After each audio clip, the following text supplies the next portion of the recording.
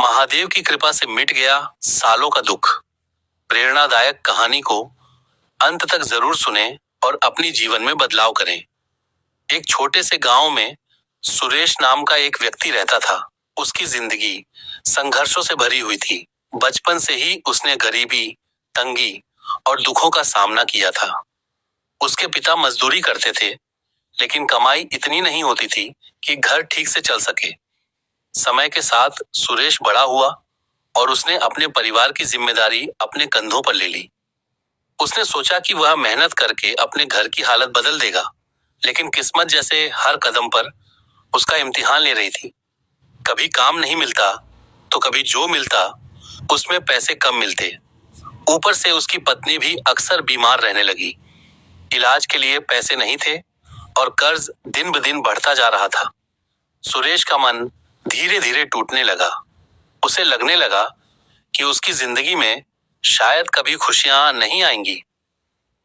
लेकिन एक चीज थी जो उसे हर दिन संभालती थी, उसकी महादेव के प्रति अटूट भक्ति। वह हर सुबह उठकर पास के शिव मंदिर जाता, जल चढ़ाता और सच्चे मन से प्रार्थना करता।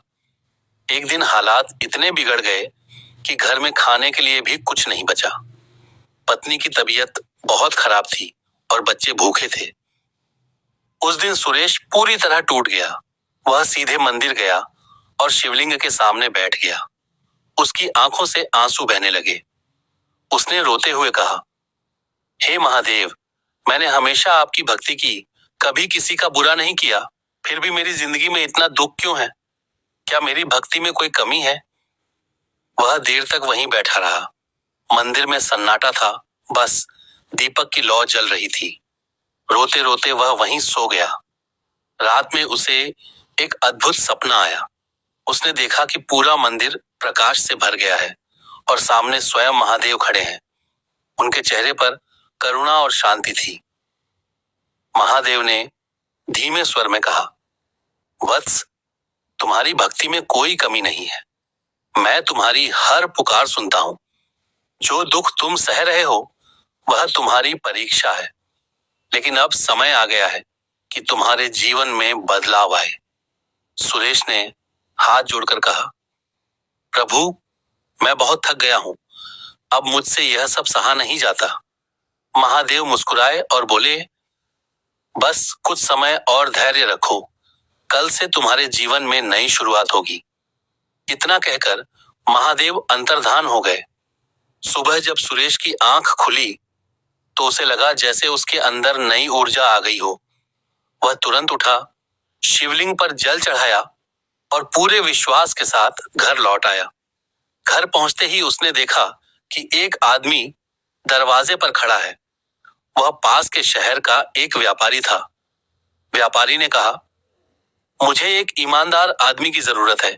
मैंने तुम्हारे बारे में सुना है, क्या तुम मेरे साथ काम करोगे? सुरेश ने बिना सोचे हाँ कर दी। उस दिन से उसकी जिंदगी बदलने लगी। उसने पूरी मेहनत और ईमानदारी से काम किया। व्यापारी उसकी लगन से बहुत प्रभावित हुआ और धीरे धीरे उसे ज्यादा जिम्मेदारियां देने लगा।